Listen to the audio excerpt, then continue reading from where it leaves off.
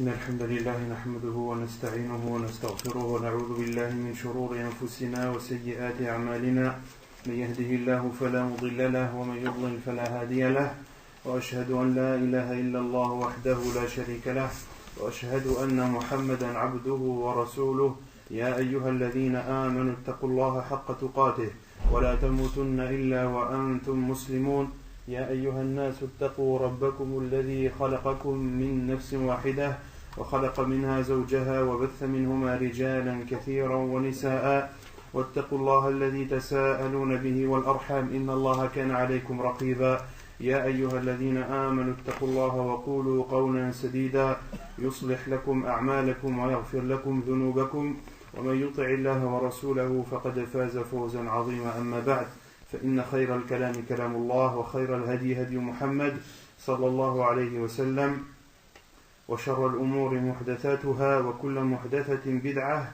وكل بدعة ضلالة وكل ضلالة في النار. Donc nous continuons l'explication du livre Al-Wajiz fi fiqh sunnati wal kitab al-aziz. La semaine dernière, bihamdillah, on a fini le livre du jeûne. Donc aujourd'hui on continue dans l'explication du livre et on reprend le livre des funérailles, le livre qui suit le livre de la prière. Pourquoi est-ce que le livre des funérailles suit le livre de la prière? Tout simplement car parmi les règles importantes en termes de funérailles, il y a la prière sur le mort. C'est une chose très importante, d'où le fait que l'auteur a fait suivre le livre des funérailles juste après le livre de la prière. Et ainsi font les savants en général. Lorsqu'ils écrivent, lorsqu'ils expliquent la jurisprudence musulmane, ils font suivre le livre de l'Janaïz, Kitab al-Janaïz, le livre des funérailles, après celui de la prière. Kitab al-Janaïz, en arabe, Kitab al-Janaïz. Et al-Janaïz, c'est le pluriel de Janaza. Al-Janaïz, c'est le pluriel en arabe de Janaza ou Jinaza. Les deux sont valables. Certains savants disent que les deux sont valables et veulent dire la même chose, c'est-à-dire qu'ils veulent dire la personne morte, le mort, le défunt. Janaza ou Jinaza signifie le défunt. D'autres savants ont dit non, il y a une différence entre Janaza et Jinaza. Ils disent Janaza signifie le défunt et Jinaza signifie la civière mortuaire ou le brancard. La chose sur laquelle on porte ou la chose sur laquelle on pose le mort premièrement et la chose qu'on utilise pour le porter. Autrement dit le brancard ou la civière mortuaire. Et ils disent, et pour se rappeler, Janaza, il y a la fatha sur le jim, qui veut dire le mort, car le mort est au-dessus de la civière.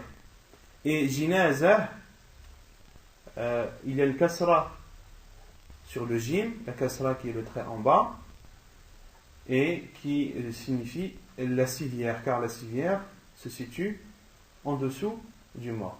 Donc c'est à moins de se rappeler Janaza et Jinaza. Janaza qui signifie le défunt et Jinaza qui signifie al-na'sh en arabe, autrement dit le brancard ou la civière mortuaire.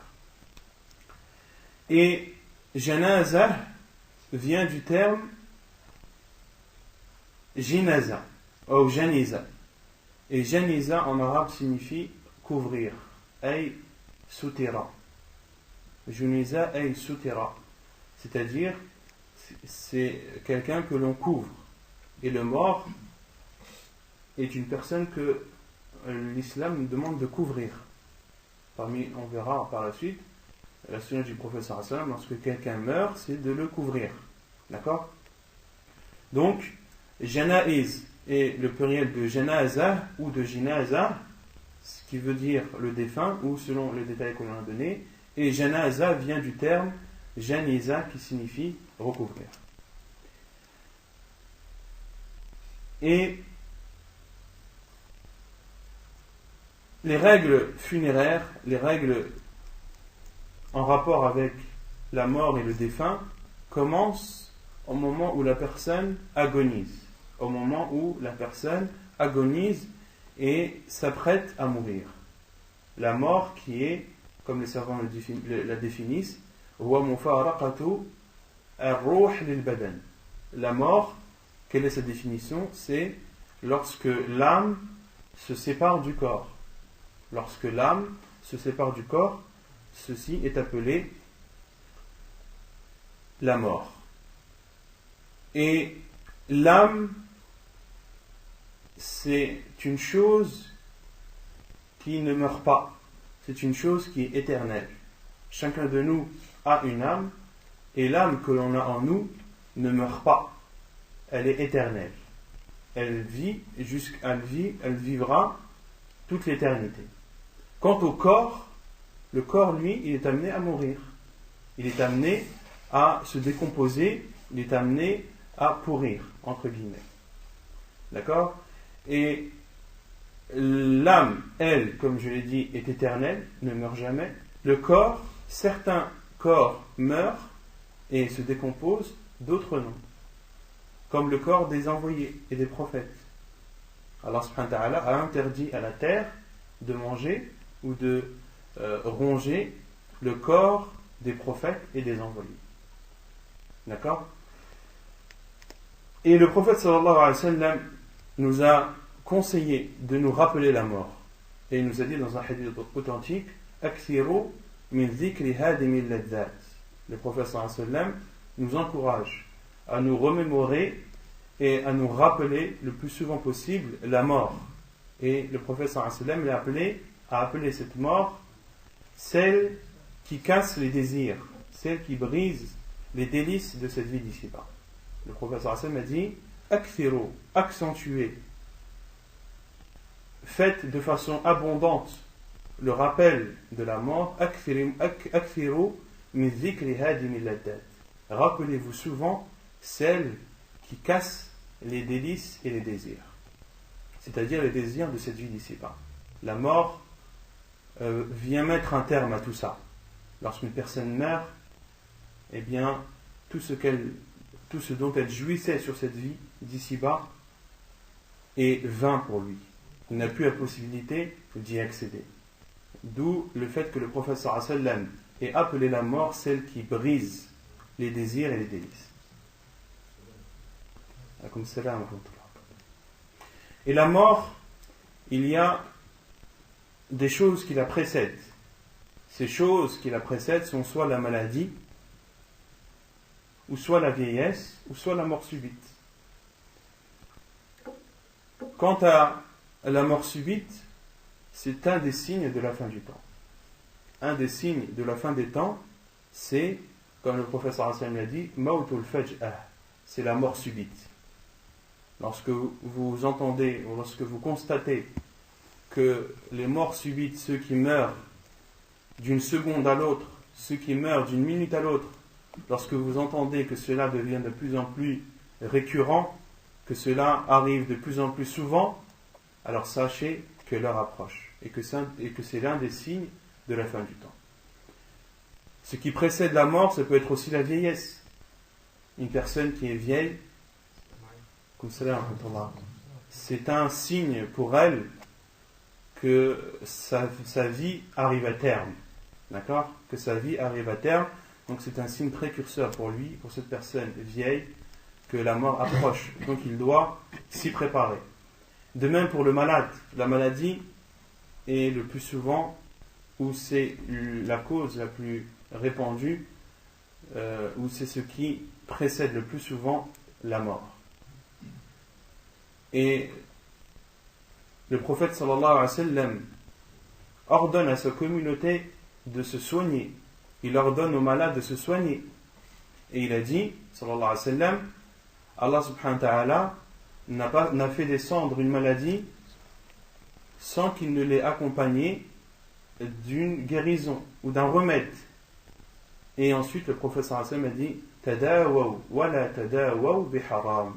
Et le prophète sallallahu alayhi wa sallam nous dit donc soignez-vous, guérissez-vous, mais abstenez-vous des choses interdites. Ne vous guérissez pas, ne vous soignez pas en utilisant des choses interdites. Et la chose la plus interdite, le plus grand des interdits, c'est Ash-shirku billah, c'est d'associer à Allah subhanahu wa ta'ala. Combien utilisent ce moyen comme moyen de guérison, qui vont chez des charlatans et sont amenés à associer à Allah subhanahu wa ta'ala, à invoquer autre qu'Allah subhanahu wa ta'ala pour obtenir la guérison. Cela est interdit. Et c'est le pire des interdits. Et également de s'abstenir d'utiliser toute substance interdite que notre religion qui appelle les musulmans à être saints de corps et d'esprit. Et lorsque tu te soignes, soigne-toi avec des choses que l'islam t'autorise, avec des moyens autorisés en islam. Et le meilleur remède,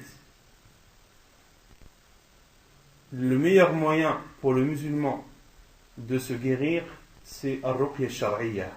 Ce sont les formules protectrices que nous a enseigné le prophète sallallahu alayhi wa sallam, qui sont des versets du Coran et des invocations rapportées dans la sunna authentique du prophète sallallahu alayhi wa sallam. C'est le meilleur des remèdes pour le musulman, sans contestation.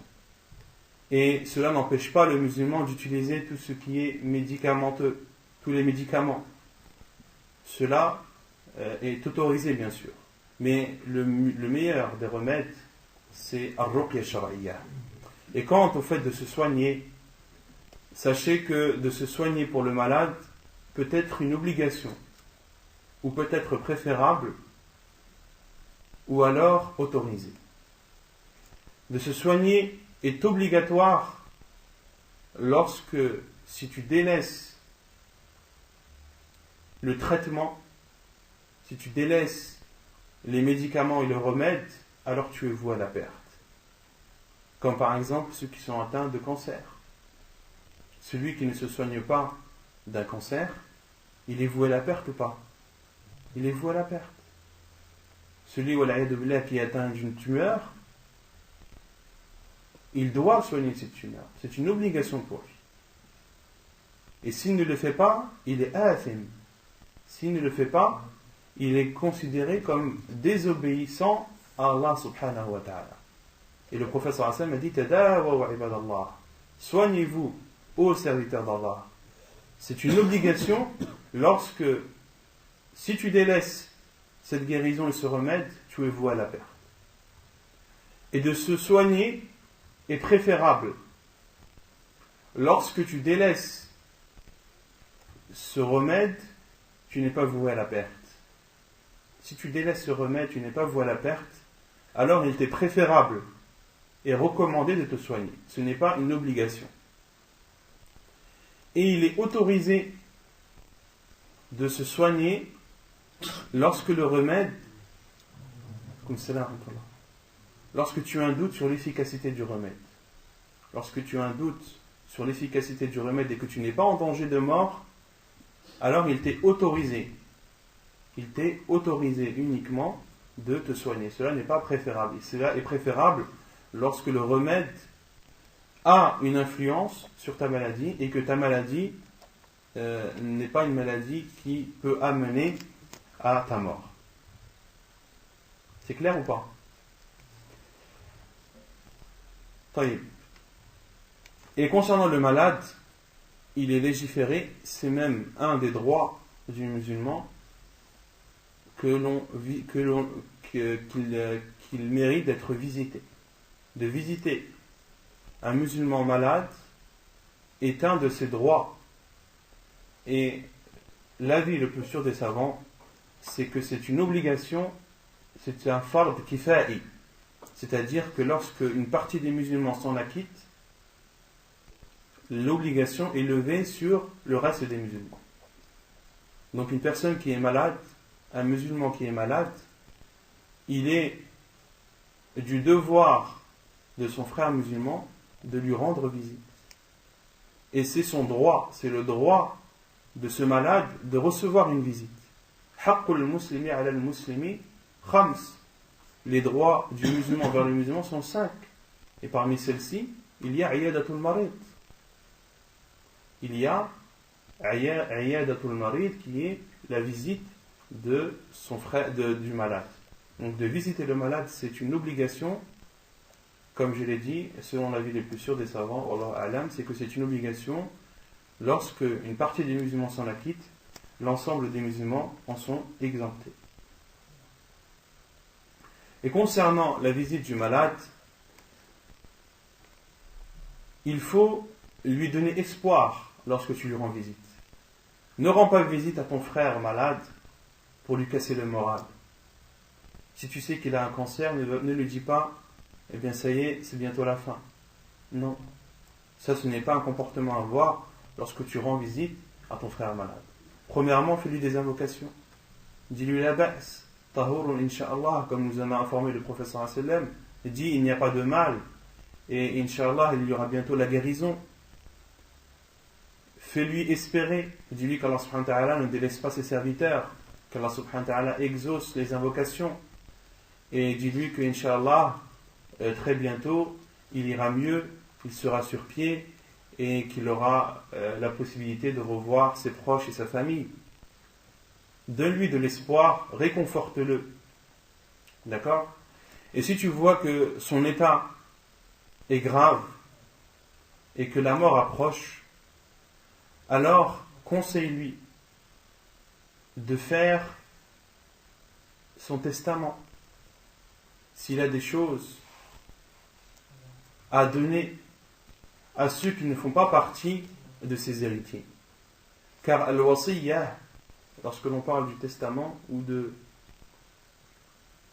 prononcer sa volonté à donner quelque chose,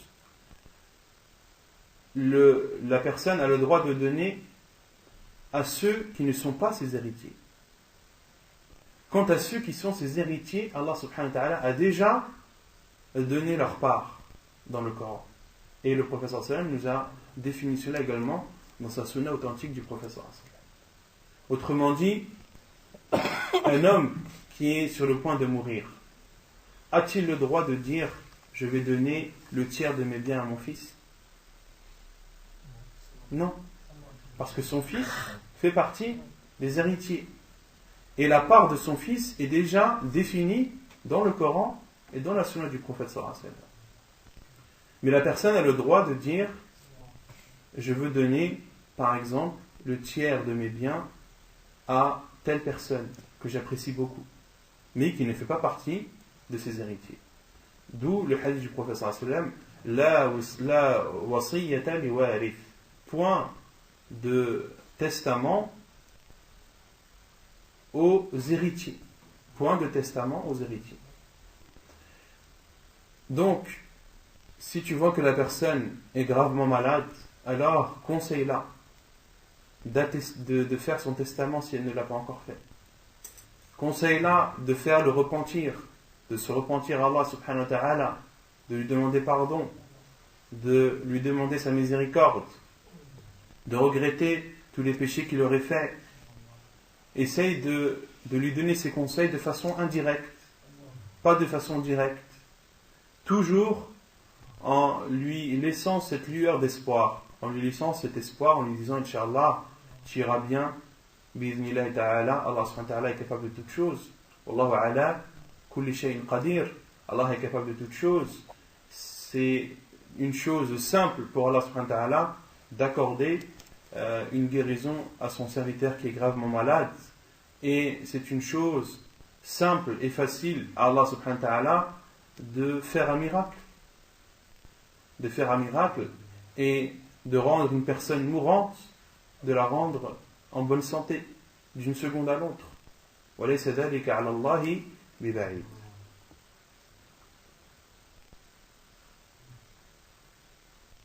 Et aussi de lui demander de patienter, de demander à ce malade de patienter et d'avoir une bonne intention envers Allah subhanahu wa ta'ala. Car le professeur Hassan a dit que l'un d'entre vous ne rencontre pas son Seigneur en pensant du mal de lui. Lorsque tu es malade, ne pense pas du mal d'Allah subhanahu wa ta'ala. Ne dis pas Allah subhanahu wa ta'ala m'a infligé cette maladie. Non, tu dois accepter ce qu'Allah subhanahu wa ta'ala t'a écrit et t'a destiné. Et tu dois l'accepter de bon cœur. Et sache que derrière cela, il y a un bien, il y a une sagesse, et que la maladie est souvent liée, liée à l'expiation des péchés. Car quelle que soit la souffrance qu'a le musulman, eh bien, cette souffrance fera guise de pardon de ses péchés.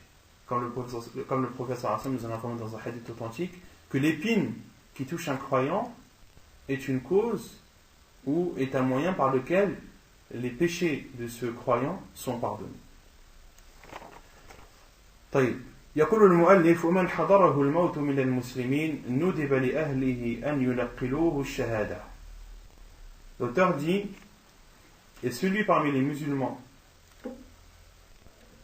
pour qui la mort approche, il est alors recommandé à sa famille de lui faire répéter al-shahada, de lui faire répéter l'attestation qu'il n'y a de vraie divinité qu'Allah, de lui faire répéter la ilaha illallah. عن أبي سعيد الخدري قال قال رسول الله صلى الله عليه وسلم لقنوا موتاكم لا إله إلا الله حديث صحيح رواه مسلم وأبو داود. Selon Abu Sa'id al-Khudri radiyallahu anhu, il dit, le prophète sallallahu alayhi wa sallam a dit, faites répéter à vos morts la ilaha illallah. Faites répéter à vos morts la ilaha illallah.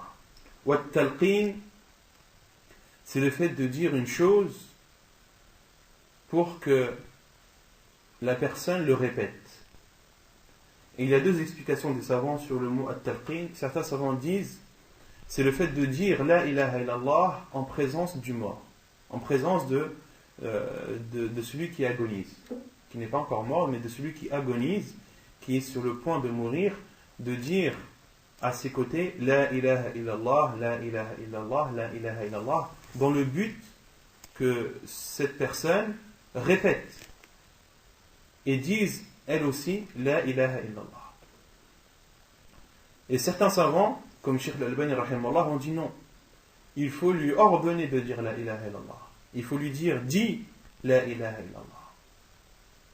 Ala kulli hal, que tu lui ordonnes ou que tu le dises, le but c'est que cette personne qui est sur le point de mourir dise la ilaha illallah. C'est le but. Et lorsque la personne dit la ilaha illallah, il faut essayer de la faire taire. Il faut déjà se taire et essayer de la faire taire pour ne plus qu'elle ne prononce d'autres paroles que celle-ci. Pour que sa parole la ilaha illallah soit la dernière qu'elle ait prononcée. Pourquoi ? وإنما أمر النبي صلى الله عليه وسلم بالتلقين رجاء أن يكون آخر كلام الميت لا إله إلا الله. Et le prophète sallallahu alayhi wa sallam, l'auteur dit, le prophète sallallahu alayhi wa sallam nous a ordonné de faire at-talqin, c'est-à-dire de dire la ilaha illallah, en espérant ceci, en espérant que ce soit la dernière parole qu'aura dite le mort, que la dernière parole qu'aura dite le défunt ou l'agonisant est la ilaha illallah. فعن معاذ بن جبل قال قال رسول الله صلى الله عليه وسلم من كان آخر كلامه لا إله إلا الله دخل الجنة حديث صحيح رواه أبو داود. Et selon Mu'adh ibn Jabal, le prophète sallallahu alayhi wa sallam a dit celui dont la dernière parole est la ilaha illallah dakhala al-jannah entrera au paradis. Celui dont la dernière parole est la ilaha illallah dakhala al-jannah, il entrera au paradis. Donc lorsque tu es en présence d'une personne qui agonise, le but c'est de lui faire dire la ilaha illallah et que cette parole soit la dernière qu'il prononce. S'il la prononce, fais en sorte qu'il se taise. S'il reparle et il dit une autre parole autre que la ilaha illallah, alors recommence le talqin. Recommence à lui faire répéter la ilaha illallah. Lorsqu'il l'a dit, fais en sorte qu'il se taise, et ainsi de suite. Le but, c'est que la ilaha illallah soit sa dernière parole, afin, inch'Allah ta'ala, qu'il entre au paradis. فإذا قضى وأسلم الروح فعليهم عدة أشياء. Et lorsque cette personne agonisante meurt et que son âme sort, alors il y a plusieurs choses à faire pour la famille de ce défunt ou pour ceux qui sont présents au moment de sa mort. أولا وثانيا أن يغمضوا أو أن يغمضوا عينيه ويدعو له. Premièrement et deuxièmement, c'est de lui fermer les yeux et d'invoquer pour lui. De lui fermer les yeux et d'invoquer pour lui. عن أم سلمة قالت دخل رسول الله صلى الله عليه وسلم على أبي سلمة وقد شق بصره فأغمضه ثم قال إن الروح إذا قبض تبعه البصر فضج الناس من أهله فقال لا تدعوا على أنفسكم إلا بخير فإن الملائكة يؤمنون على ما تقولون ثم قال اللهم اغفر لأبي سلمة وارفع درجته في المهديين واخلفه في عقبه في الغابرين واغفر لنا وله يا رب العالمين وافسح له في قبره ونور له فيه. Hadith sahih rawahu Abu Daoud. Selon Salama radiyallahu anha, elle dit, le prophète sallallahu alayhi wa sallam est entré chez Abi Salama. Abi Salama qui est le mari de Salama radiyallahu anha. Et Salama qui est-elle? Une des femmes du prophète sallallahu alayhi wa sallam. Salama qui est une des mères des croyants et l'épouse du prophète sallallahu alayhi wa sallam. Le prophète sallallahu alayhi wa sallam l'a épousée par la suite. Il l'a épousée après la mort de son mari Abu Salama. Donc Salama dit, le prophète sallallahu alayhi wa sallam est entré chez Abi Salama وقد شق بصره, alors que ses yeux étaient grands ouverts, son regard était grand ouvert et était figé vers une direction, était figé vers une seule et même direction. فأغمضه, et le prophète sallallahu alayhi wa sallam a fermé ses yeux, lui a fermé les paupières. ثم قال, et il a dit, l'âme, lorsqu'elle est prise par les anges, tabi'ahu al-basar, le regard la suit. Lorsque les anges qui ont pour tâche de prendre l'âme de la personne la prennent, le regard suit l'âme. Pour cela que vous voyez des morts qui ont le regard vers le ciel, qui ont le regard vers une position haute ou élevée, car le regard suit l'âme. فَضَجَّ النَّاسُ مِنْ أَهْلِهِ, et des personnes parmi la famille de Abu Salama ont commencé à crier et à élever leur voix, car ils ont compris que c'était la fin. فَقَالَ, et le prophète sallallahu alayhi wa sallam leur a dit, لَا تَدْعُوا عَلَى أَنفُسِكُمْ إِلَّا بِخَيْرٍ, ne faites des invocations sur vos personnes qu'en bien, ne dites que du bien. فَإِنَّ الْمَلَائِكَةَ يُؤَمِّنُونَ عَلَى مَا تَقُولُونَ, car les anges disent Amin sur tout ce que vous dites. Les anges disent Amin sur tout ce que vous dites. Alors ne dites que du bien, ne dites pas de mal. Si celui qui est en présence d'une personne qui va de mourir dit oh malheur à moi, eh bien sache que les anges vont dire Amin. Si tu dis que la malédiction d'Allah soit sur moi, eh bien les anges vont dire Amin. D'accord? Donc, lorsque tu assistes à la mort de quelqu'un, dans ce moment bien précis, ne dis que du bien. Et essaye de faire des invocations pour ce mort. Et utilise le ta'min des anges, le fait que les anges disent Amin, utilise cela pour le bien du défunt. Et ensuite, le prophète sallallahu alayhi wa sallam a fait une invocation à Abu Salama radiyallahu anhu. Il lui a dit Allahumma ghfir li Abi Salama, oh Allah, pardonne à Abu Salama, وَارْفَعْ دَرَجَتَهُ فِي الْمَهْدِيِّينَ. Et élève ses degrés parmi ceux que tu as guidés. Et al-Mahdiyin, ce sont ceux qu'Allah subhanahu wa ta'ala a comblés de bienfaits. Ce sont les martyrs, ce sont les véridiques, et ce sont les prophètes et les vertueux. هم الذين أنعم الله عليهم من النبيين والصديقين والشهداء والصالحين. وَخْلُفُهُ فِي عَقِبِهِ فِي الْغَابِرِينَ. Et ensuite le prophète sallallahu alayhi wa sallam a dit, et accorde-lui un successeur parmi ceux qui restent. Min al-ghabirin, c'est-à-dire ceux qui restent, c'est-à-dire ceux qui sont vivants. Et ghabir veut dire rester. D'où la parole d'Allah subhanahu wa ta'ala lorsqu'il parle de Nuh alayhi salam, وَأَنْجَيْنَاهُ وَأَهْلَهُ إِلَّا امْرَأَتَهُ كَانَتْ مِنَ الْغَابِرِينَ. Et nous l'avons épargné, lui et sa famille, sauf sa femme. كَانَتْ مِنَ الْغَابِرِينَ. Car elle fait partie de ceux qui restent, c'est-à-dire de ceux qui restent et qui subissent le châtiment d'Allah subhanahu wa ta'ala. D'accord, lorsqu'Allah subhanahu wa ta'ala a épargné Nuh alayhi salam et sa famille, ou Lut alayhi salam, c'est pas Nuh, c'est Lut. Lorsque Allah subhanahu wa ta'ala a châtié les peuples de Lut, il a épargné Lut alayhi salam ainsi que sa famille, sauf sa femme. Kanat min al-ghabirin, elle est restée, elle faisait partie de ceux qui restent, de ceux qui sont restés et ont subi le châtiment d'Allah subhanahu wa ta'ala. Waghfir lana wa lahu ya rabbal alamin. Et pardonne-nous et à lui, ô Seigneur des mondes, wafsah lahu fi qabrih. Et élargis sa tombe, fasse que sa tombe soit large et vaste. Wa nawwir lahu fi. Et illumine-le dans sa tombe.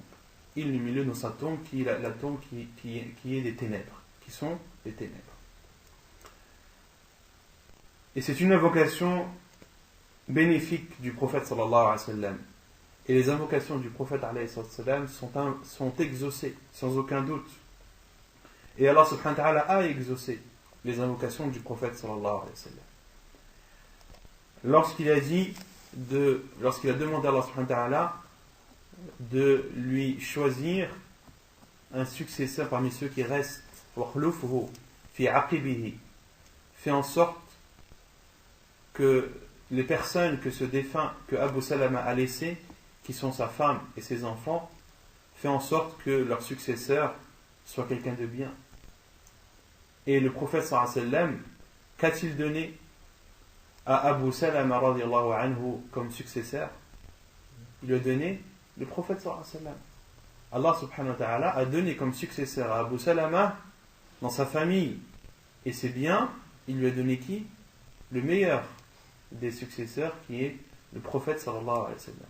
Car le prophète sallallahu alayhi wa sallam par la suite a épousé Salama radiyallahu anha. D'accord? Dans ce hadith, on en déduit premièrement que le prophète sallallahu alayhi wa sallam avait l'habitude de rendre visite aux malades, car il est venu chez Abu Salama radiyallahu anhu pour lui rendre visite, le connaissant malade. Et on en déduit de ce hadith également qu'il est préférable de fermer les yeux du mort lorsqu'ils sont ouverts. Lorsqu'ils sont ouverts, c'est de lui fermer, car le prophète sallallahu alayhi wa sallam a fermé les yeux de Abu Salama radiyallahu anhu. On en déduit aussi de ce hadith que l'âme est quelque chose qui peut être vu. L'âme est une chose qui peut être vue. Ce n'est pas une chose totalement invisible. Elle peut être vue. La preuve, quelle est la preuve que l'âme peut être vue? Car le regard la suit lorsqu'elle sort. Et on en déduit aussi de ce hadith qu'il peut rester dans le corps un signe de vie même après que l'âme sorte. Quelle est la preuve de cela? Qu'il peut y avoir des signes de vie même après que l'âme sorte du corps. Non. C'est que les yeux suivent, que le regard suit l'âme. Si l'âme est à l'extérieur, c'est qu'elle est sortie. Mais le professeur Hassan nous dit que le regard suit l'âme. Donc c'est que les yeux bougent encore et se déplacent malgré que l'âme soit à l'extérieur du corps. Donc on en déduit de ce hadith que la personne peut avoir des signes de vie pendant un court instant après que l'âme sorte du corps.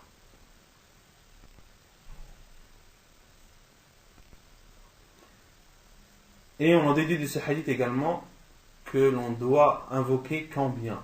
Et on doit dire que de bonnes paroles. On doit prononcer que des paroles bénéfiques, que ce soit en notre faveur ou en la faveur du défunt. Et de le faire en la faveur du défunt est préférable. Et on en déduit de ce hadith également qu'il ne faut pas faire de reproches à la famille du défunt lorsqu'il crie de tristesse. Car on le verra ensuite, il y a des cris qui sont autorisés, d'autres qui ne le sont pas. Et dans le hadith de Salama radhiyallahu anha, elle a bien dit fadajja nasun min ahli. Des gens de sa famille ont hurlé. Et malgré qu'ils aient hurlé, le prophète sallallahu alayhi wa sallam ne leur a pas fait le reproche. Ne leur a pas dit n'hurlez pas, ne criez pas. Il leur a seulement dit la tad'u ala anfusikum illa bi khayr. Ne dites ou n'invoquez sur vos personnes, sur vous-même, qu'en bien. D'accord? Donc on en déduit de ce hadith que lorsque tu assistes à la mort de quelqu'un et que sa famille, des membres de sa famille, haussent la voix, crient de tristesse, ne leur fais pas de reproches, laisse-les, car c'est un moment difficile pour eux.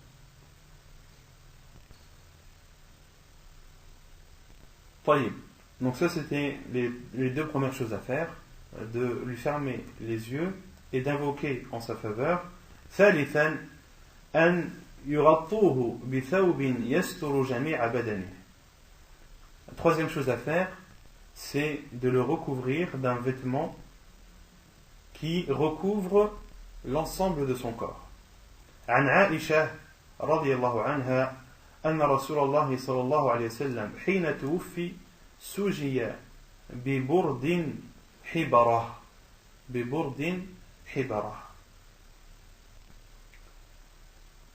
La preuve est le hadith de Aïcha radhiyallahu anha qui dit que le prophète sallallahu alayhi wa sallam, lorsqu'il est décédé, il a été recouvert d'un vêtement biburdin. Et al-burd, c'est un vêtement venant du Yémen que le prophète sallallahu alayhi wa sallam aimait particulièrement. Biburdin hibara, c'est-à-dire qu'il y avait des rayures. Un vêtement contenant des traits et des rayures. Hadith authentique rapporté par Al-Bukhari et Muslim. Donc on en déduit de ce hadith qu'il est légiféré, voire recommandé, lorsqu'une personne meurt, de le recouvrir.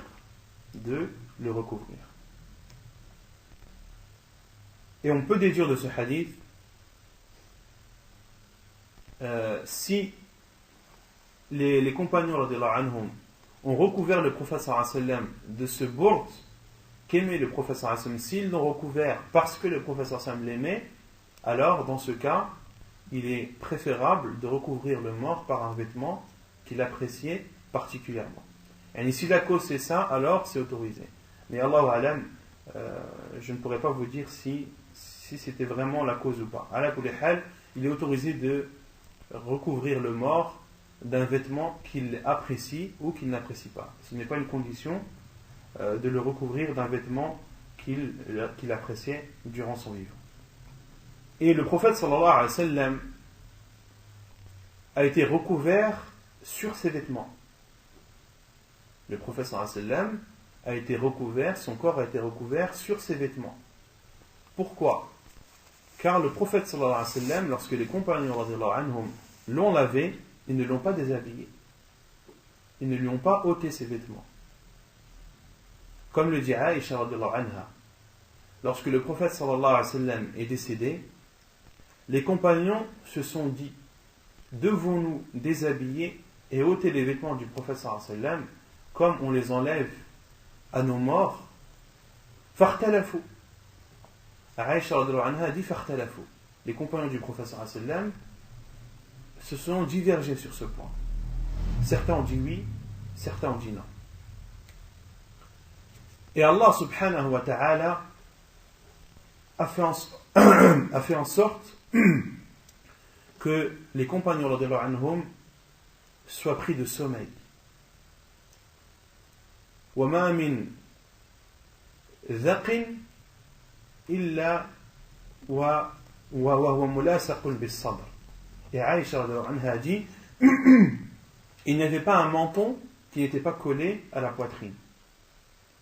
Il n'y avait pas un menton qui n'était pas collé à la poitrine. Autrement dit, tous les compagnons du prophète sallallahu alayhi wa sallam qui étaient présents autour du prophète sallallahu alayhi wa sallam étant morts dormaient, ont été pris de sommeil et se sont endormis, et tout leur menton touchait leur poitrine. Autrement dit, ils avaient tous la tête affaissée et dormaient. فَنَادَى مُنَادٍ أَوْ كَلَّمَ مُكَلِّمٍ. Et là, un appeleur a appelé et a dit, et l'appel provenait, comme le dit Aïcha radhiyallahu anha, du mort, c'est-à-dire du prophète sallallahu alayhi wa sallam. La voix provenait, de la direction était la direction du mort. Ce ne veut pas dire que c'était le prophète sallallahu alayhi wa sallam, mais c'était un ange qui a appelé. Et les compagnons radhiyallahu anhum m'ont dit, on ne savait pas qui c'était. فَنَادَى مُنَادٍ أَوْ كَلَّمَ مُكَلِّمٍ أَنْ يَغْسِلُوا النَّبِيَّ صلى الله عليه وسلم في ثيابه. Et cette voix a dit, lavez Muhammad ou lavez le prophète sallallahu alayhi wa sallam dans ses vêtements. Et les compagnons radhiyallahu anhum se sont alors levés et ont lavé le prophète sallallahu alayhi wa sallam sur ses vêtements. On versait de l'eau sur son qamis, فَصَبُّوا الْمَاءَ عَلَى قَمِيصِهِ فَدَلَّكُوهُ. Et ils ont essuyé le corps du prophète sallallahu alayhi wa sallam sur le qamis et versé de l'eau. Et Aïcha radhiyallahu anha dit, لو استدبرت من أمري أو لو استقبلت من أمري ما استدبرت لما غسله إلا نساؤه. Et Aïcha radhiyallahu anha dit, si j'avais su tardivement ce que je ne connaissais pas au début, alors n'aurait lavé le prophète sallallahu alayhi wa sallam que ses femmes.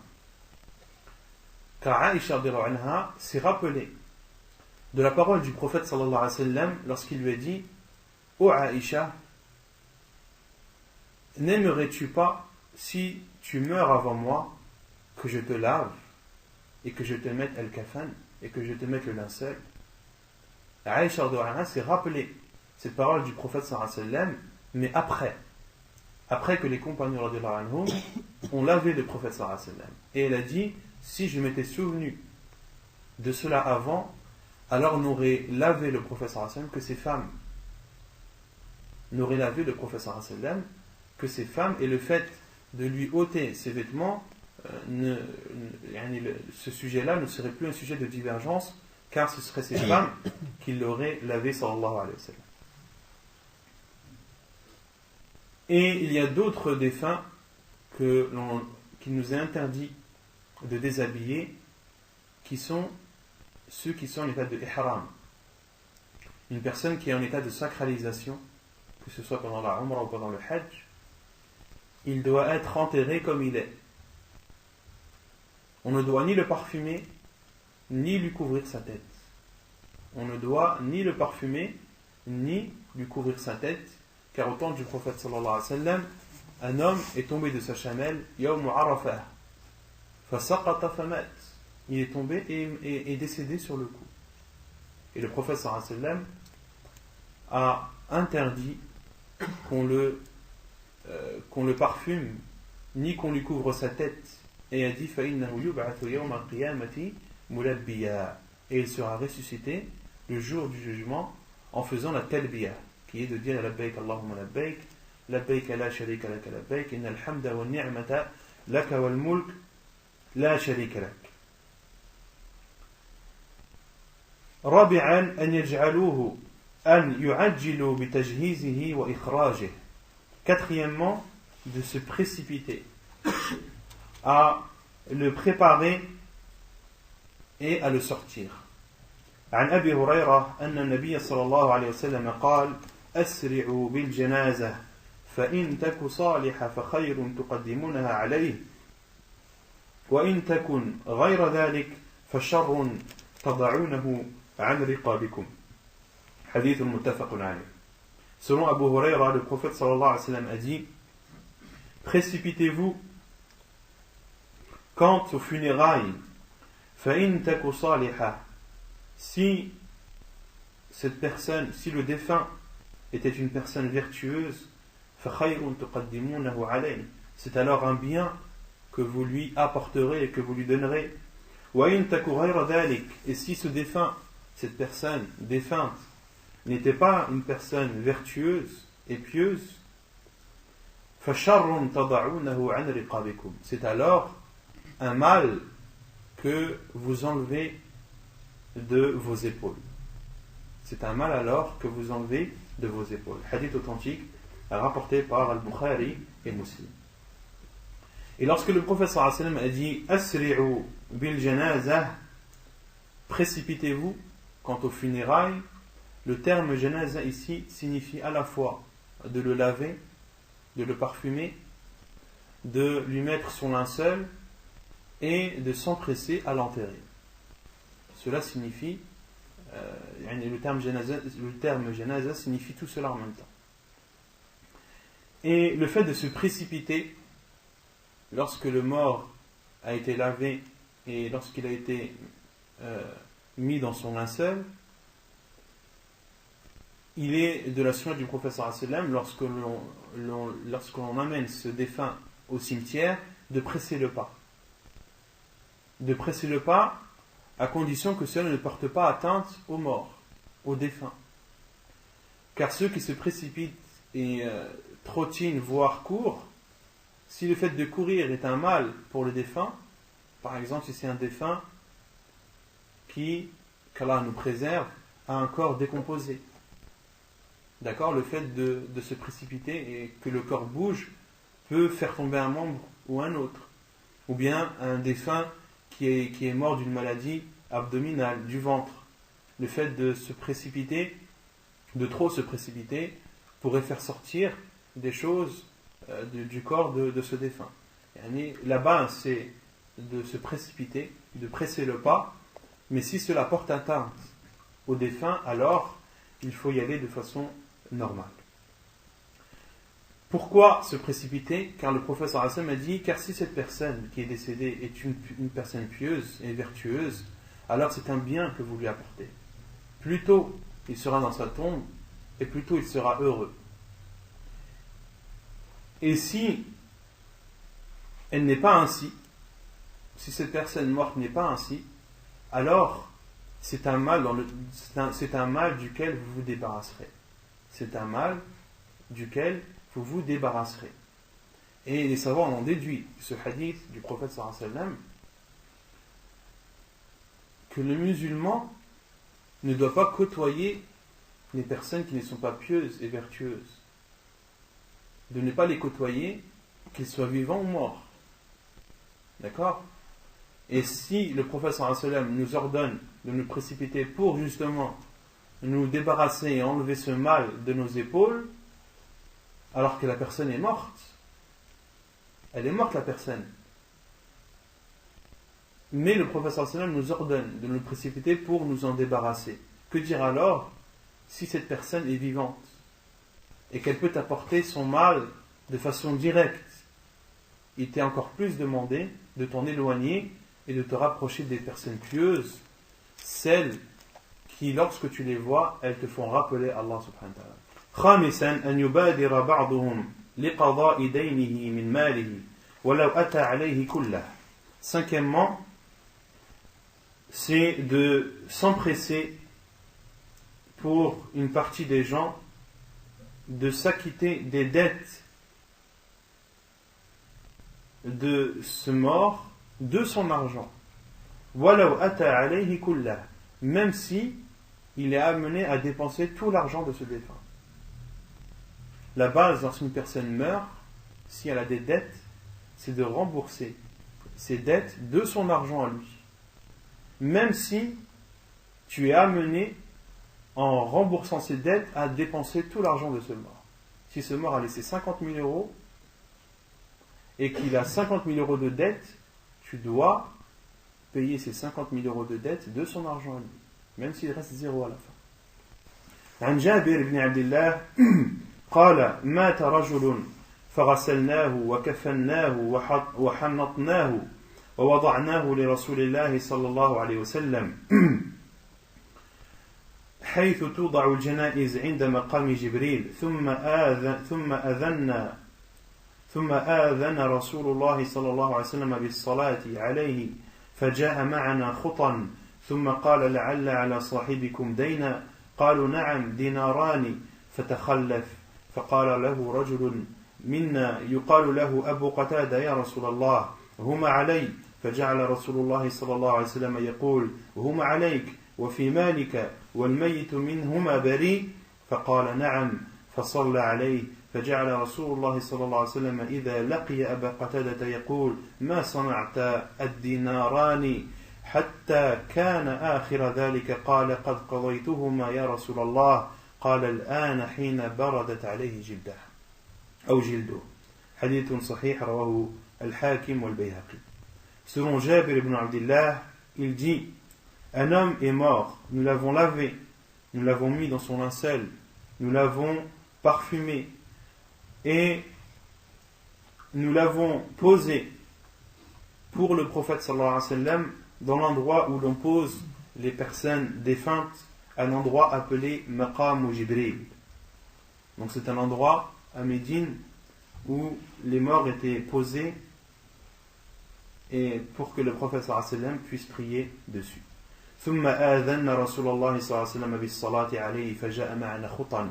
Puis nous avons appelé le prophète sallallahu alayhi wa sallam pour qu'il prie sur lui et il est venu avec nous à pied. Puis il a dit: est-ce que votre ami ou votre compagnon a des dettes? Ils ont dit: oui, il a 2 dinars. Fatakhallaf. Et le prophète sallallahu alayhi wa sallam s'est reculé. Le prophète sallallahu alayhi wa sallam ne priait pas sur les personnes qui avaient des dettes. Le prophète sallallahu alayhi wa sallam ne priait pas sur la personne qui avait des dettes, et les savants en ont déduit qu'il est demandé aux personnes qui ont de l'influence, aux savants, aux personnes qui sont pieuses, connues pour leur piété, des personnes qui sont respectées chez les gens, de ne pas prier sur une personne qui a des dettes, pour montrer l'importance de cela et la gravité de laisser des dettes. Fatakhallaf, le prophète sallallahu alayhi wa sallam s'est reculé. Et un homme parmi nous a dit, un homme appelé Abu Qatada a dit: ô envoyé d'Allah, ils sont pour moi, c'est-à-dire les 2 dinars, ils sont pour moi. Et le prophète sallallahu alayhi wa sallam lui a dit: huma alayk, ils sont pour toi et de ton argent. Wal mayyitu minhuma bari, et le mort en est maintenant exempt. Et le prophète sallallahu alayhi wa sallam lui a répété plusieurs fois: ils sont pour toi de ton argent et le mort en est exempt. Faqala na'am, l'homme a dit oui, ô envoyé d'Allah. Fasalla alayhi, et c'est à ce moment que le prophète sallallahu alayhi wa sallam a prié sur lui. Et les savants l'ont déduit qu'il est autorisé de prier même si la dette n'a pas encore été remboursée. Mais si quelqu'un a pris l'engagement de le faire, alors cela suffit pour pouvoir prier sur le défunt. Et le prophète sallallahu alayhi wa sallam, lorsqu'il rencontrait Abu Qatada par la suite, il lui disait: qu'as-tu fait des 2 dinars? À chaque fois que le prophète sallallahu alayhi wa sallam rencontrait Abu Qatada, il lui disait: qu'as-tu fait des 2 dinars? Jusqu'à ce que Abu Qatada radiyallahu anhu lui a dit: qad qadaytuhuma ya Rasulallah, je les ai remboursés, ô envoyé d'Allah. Et le prophète sallallahu alayhi wa sallam a dit Al-ana hina baradat alayhi jildah. Et le prophète sallallahu alayhi wa sallam a dit maintenant, c'est maintenant que sa peau s'est rafraîchie. La peau de qui? Du défunt. Et ceci car il était châtié dans sa tombe. Il était châtié dans sa tombe jusqu'à ce que la dette qu'il a laissée ait été remboursée. D'accord? Donc cela montre bien l'importance et la gravité de laisser des dettes pour celui bien sûr qui a la possibilité de les rembourser. Celui qui n'a pas la possibilité de les rembourser, فَلَا يُكَلِّفُ اللَّهُ نَفْسًا إِلَّا وُسْعَهَا. Allah subhanahu wa ta'ala n'impose pas une âme au-dessus de sa capacité. Mais néanmoins, si la dette ne peut pas être remboursée par le défunt de son propre argent, alors ses proches doivent rembourser pour lui. Et si ses proches ne peuvent pas, il est autorisé de faire une récolte d'argent pour rembourser ses dettes. Et si les gens ne peuvent pas, alors il est du devoir de l'autorité du pays dans lequel il est de rembourser ses dettes. Il est de l'obligation du gouverneur de rembourser la dette de ce défunt.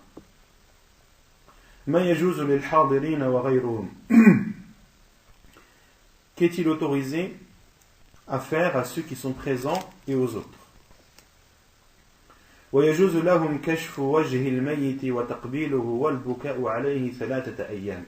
Il est autorisé à ceux qui sont présents, qui sont en présence d'un défunt, de découvrir le visage du mort et de l'embrasser et de pleurer sur lui 3 jours. عن عائشة أن النبي صلى الله عليه وسلم دخل على عثمان بن مظعون وهو ميت فكشف عن وجهه ثم أكب عليه فقبله وبكى حتى رأيت الدموع تسيل على وجنتيه. حديث صحيح رواه ابن ماجه وأبو داود والترمذي. Selon Aïcha radiallahu anha, le prophète sallallahu alayhi wa sallam est rentré chez Uthman ibn Mad'un. Uthman ibn Mad'un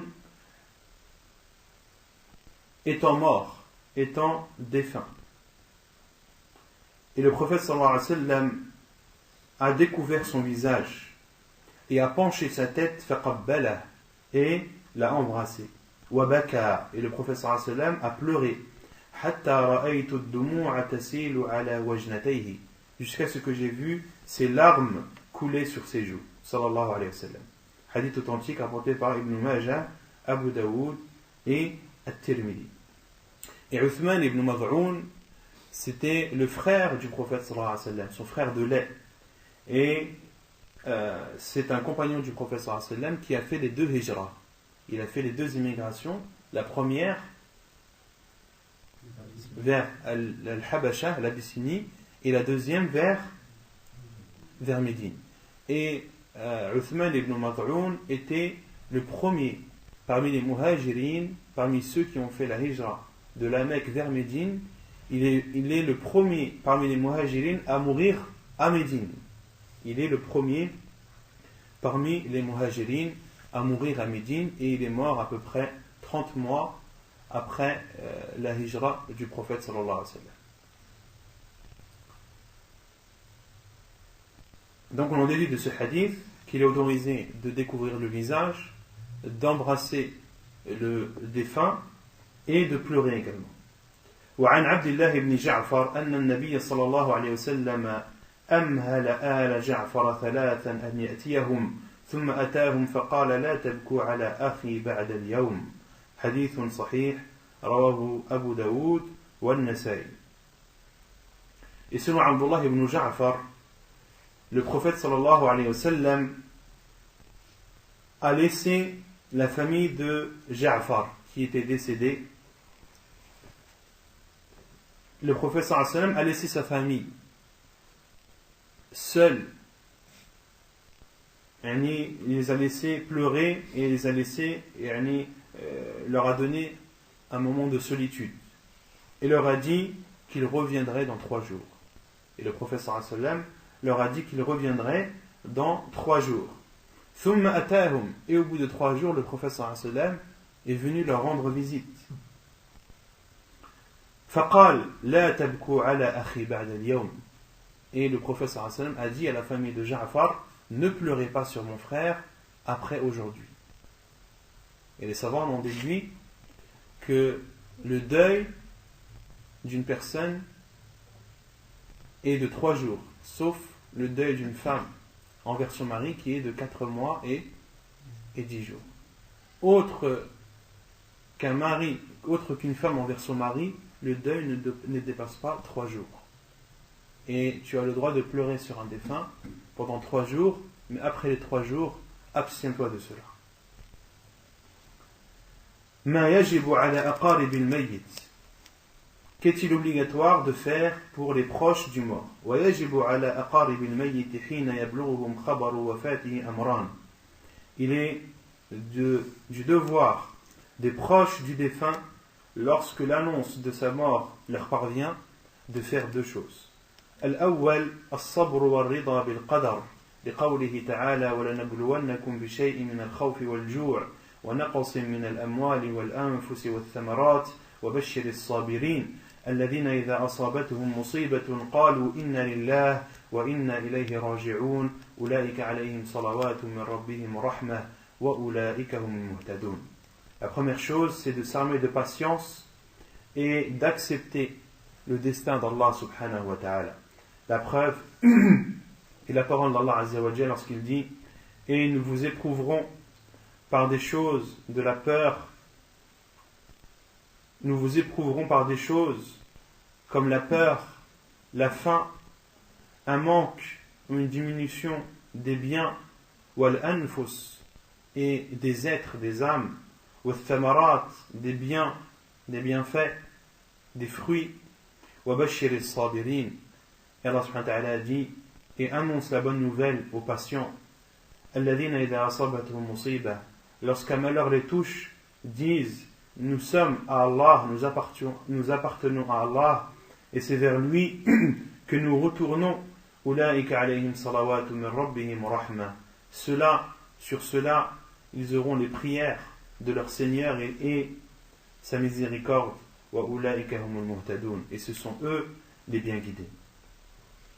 وعن أنس بن مالك رضي الله عنه قال مر رسول الله صلى الله عليه وسلم بامرأة عند قبر وهي تبكي فقال لها اتق الله واصبري فقالت إليك عني فإنك لم تصب بمصيبتي قال ولم تعرفه فقيل لها هو رسول الله فأخذها مثل الموت فأتت باب رسول الله صلى الله عليه وسلم فلم تجد عنده بوابين فقالت يا رسول الله إني لم أعرفك فقال رسول الله صلى الله عليه وسلم إن الصبر عند أول الصدمة حديث متفق عليه. Et selon Anas ibn Malik radiyallahu anhu, il dit, le prophète sallallahu alayhi wa sallam est passé à proximité d'une femme qui était au pied d'une tombe et pleurait. Et le prophète sallallahu alayhi wa sallam lui a dit, ittaqillaha wasbiri, crains Allah et patiente. Et les savants ont dit que le prophète sallallahu alayhi wa sallam a dit à cette femme, crains Allah et patiente, car elle avait dépassé la limite dans les pleurs. Pour cela que le prophète sallallahu alayhi wa sallam lui a fait ce conseil et lui a dit de craindre Allah et de patienter. Et cette femme a dit, ilayka anni, éloigne-toi de moi. فإنك لم تصب بمصيبتي, éloigne-toi de moi, car tu n'es pas atteint du malheur dont je suis atteint. قال ولم تعرفه. Et Anas ibn Malik radiyallahu anhu a dit, et elle ne savait pas qui c'était. Elle ne savait pas que c'était le prophète sallallahu alayhi wa sallam. فقيل لها, il lui a été dit par la suite, هو رسول الله, c'est l'envoyé d'Allah, c'est lui qui est venu te dire, crains Allah et patiente. Et c'est à lui à qui tu as dit, éloigne-toi de moi. فأخذها مثل الموت. Et Anas ibn Malik radiyallahu anhu a dit, et cette femme a été prise d'une sensation comme la mort. Elle a été prise d'un regret, elle a été prise d'un dégoût et d'une sensation de vouloir se détruire comme quelqu'un qui est mort. Elle était tellement attristée et avait tellement de regrets d'avoir parlé au prophète sallallahu alayhi wa sallam de la sorte, même si elle ne savait pas que c'était lui, mais elle était tellement dégoûtée et tellement attristée par cela que cela est comparable à la mort. فأتت باب رسول الله صلى الله عليه وسلم فلم تجد عنده بوابين. Et elle s'est rendue à la maison du prophète sallallahu alayhi wa sallam et n'a pas trouvé de portier. Et les savants ont dit qu'il y a dans cela la modestie du prophète sallallahu alayhi wa sallam. Car les rois et les empereurs ont toujours des portiers devant chez eux, des gardes du corps, des personnes qui accueillent les gens ou les refoulent. Le prophète sallallahu alayhi wa sallam n'avait pas cela. فَلَمْ تَجِدْ عِنْدَهُ بَوَابَيْنِ. Elle n'a pas trouvé de portier devant la maison du prophète sallallahu alayhi wa sallam. فَقَالَتْ يَا رَسُولَ اللَّهِ. Elle a dit, ô envoyé d'Allah, je ne savais pas que c'était toi. Et le prophète alayhi salatu wa sallam lui a répondu, Inna sabra inda awwali sadma. Et le prophète sallallahu alayhi wa sallam lui a dit, la patience, c'est lors du premier coup, si on traduit comme ça. La patience est lors de la première frappe, car as-sadm en arabe veut dire frapper. Et le prophète sallallahu alayhi wa sallam voulait dire par là que la patience qui est récompensée, c'est la patience dont fait preuve la personne lorsqu'on lui annonce une mauvaise nouvelle. Lorsqu'on lui annonce la mort de quelqu'un et qu'à ce moment-là, bien précis, au moment où il a reçu ce coup, au moment où il a reçu cette claque, c'est là où il patiente. Et c'est le moment le plus difficile à patienter. Et c'est à ce moment-là que la récompense que la patience est la plus récompensée. Et c'est de cette patience-là qu'Allah subhanahu wa ta'ala parle lorsqu'il dit wa bashir as-sabirin, et annonce la nouvelle aux patients. Car les savants disent qu'après, tout le monde patiente. Après, tout le monde patiente. Mais c'est en général, dans les premiers instants qui suivent l'annonce d'une mort, que l'on voit les gens dans tous leurs états. Certains crient, certains se frappent, certains, etc., etc.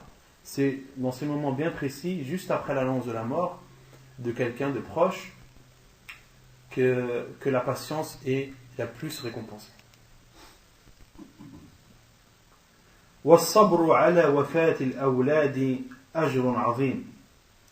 Et dans la patience de patienter sur la mort des enfants a une récompense énorme.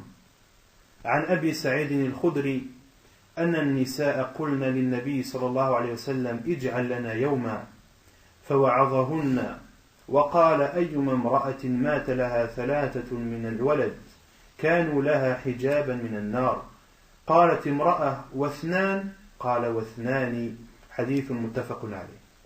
Selon Abu Sa'id al-Khudri radiyallahu anhu, des femmes ont dit au prophète sallallahu alayhi wa sallam, accorde-nous un jour. فَوَعَظَهُنْ. Et le prophète sallallahu alayhi wa sallam leur a fait une exhortation ce jour-là. Il leur a dit, toute femme dont 3 de ses enfants meurent, ils seront pour elle un voile et une protection contre l'enfer. Et une femme a dit, et 2 ont envoyé d'Allah. Il a dit, et 2.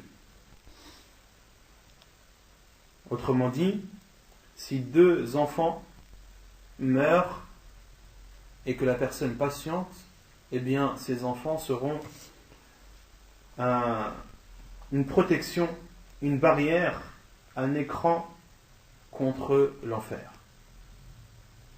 Et dans ce hadith d'Abu Sa'id al-Khudri rapporté par Al-Bukhari et Muslim, des femmes sont venues voir le prophète sallallahu alayhi wa sallam et lui ont demandé de leur accorder un jour dans lequel le prophète sallallahu alayhi wa sallam les exhorterait, leur enseignerait la religion.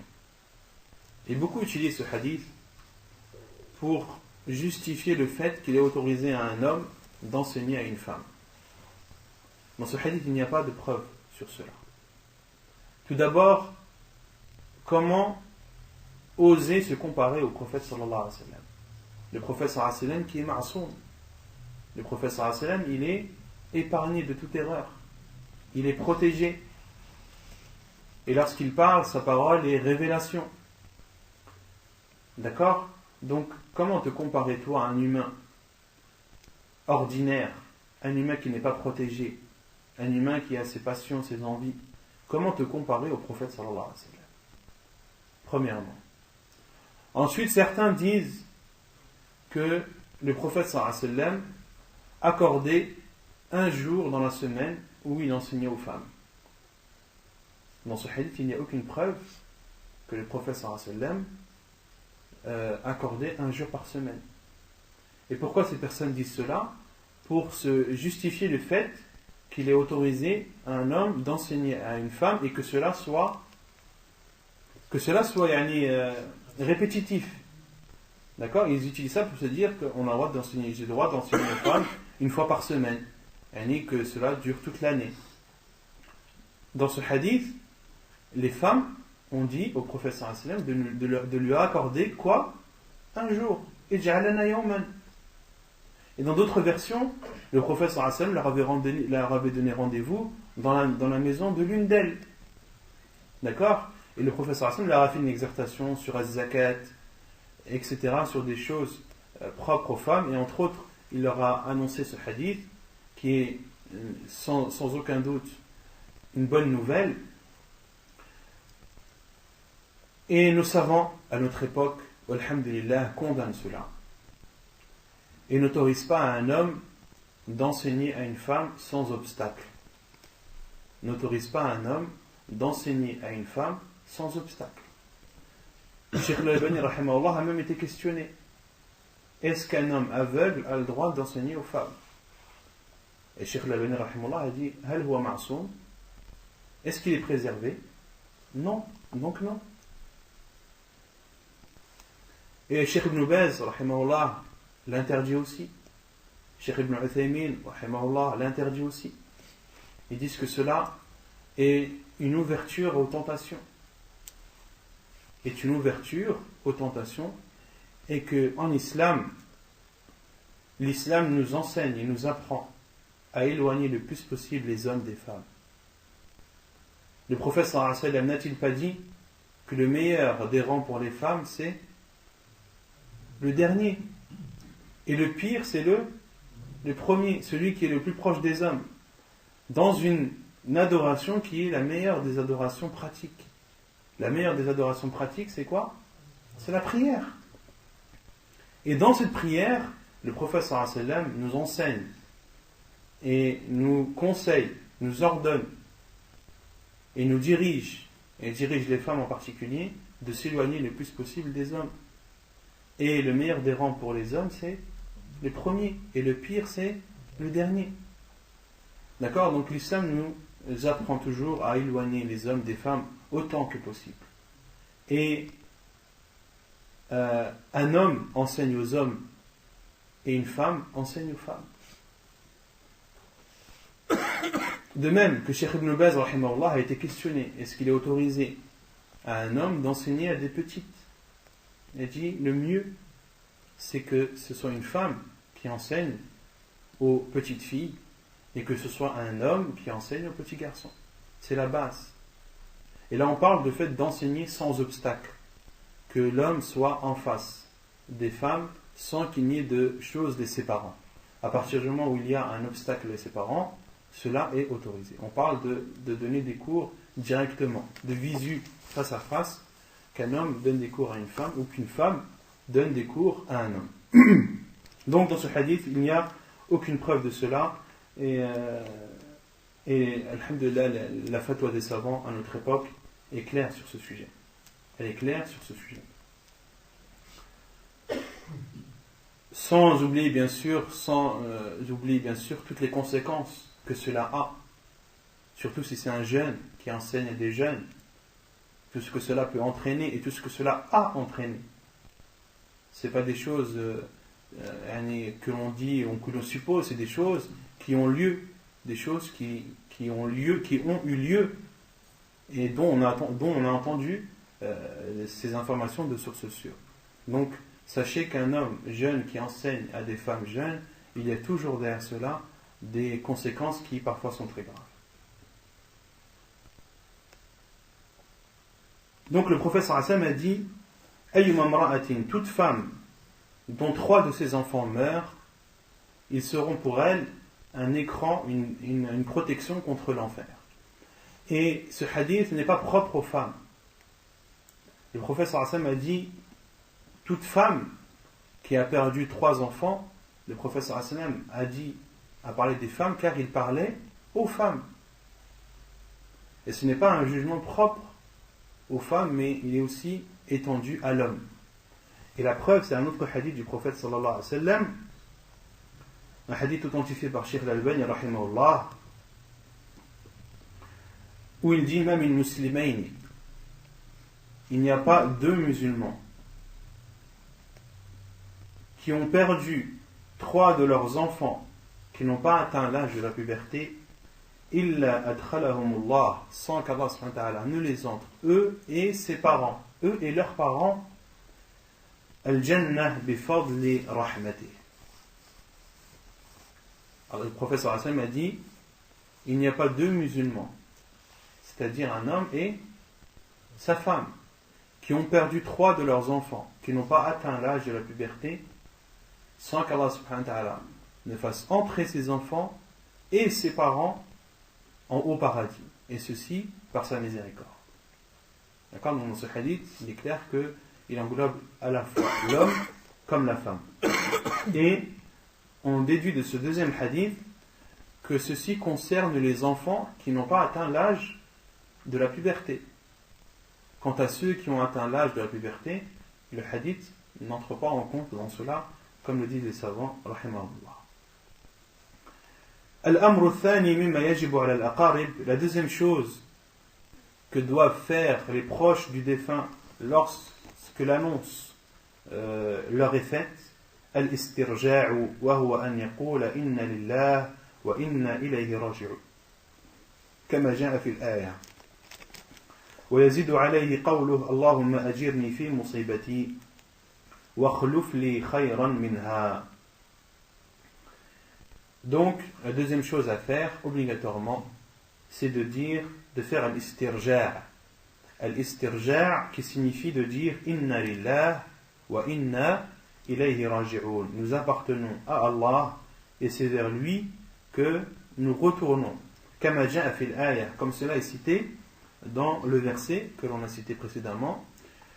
Alladhina idha asabathum musibatun, ceux qui lorsqu'un malheur les touche, alladhina idha asabathum musibatun, qu'est-ce qu'ils disent? Qalu inna lillah wa inna ilayhi raji'un. Ils disent nous appartenons à Allah et c'est vers lui que nous retournons. Wa yazidu alayhi, et il peut ajouter à l'istirja', à cette invocation, sa parole Allahumma ajirni fi musibati, ou Allah récompense-moi dans mon malheur, wa akhluf li khayran minha, et accorde-moi une chose meilleure. عن أم سلمة رضي الله عنها قالت سمعت رسول الله صلى الله عليه وسلم يقول ما من مسلم تصيبه مصيبة فيقول ما أمره الله إنا لله وإنا إليه راجعون اللهم أجرني في مصيبتي واخلف لي خيرا منها إلا أخلف الله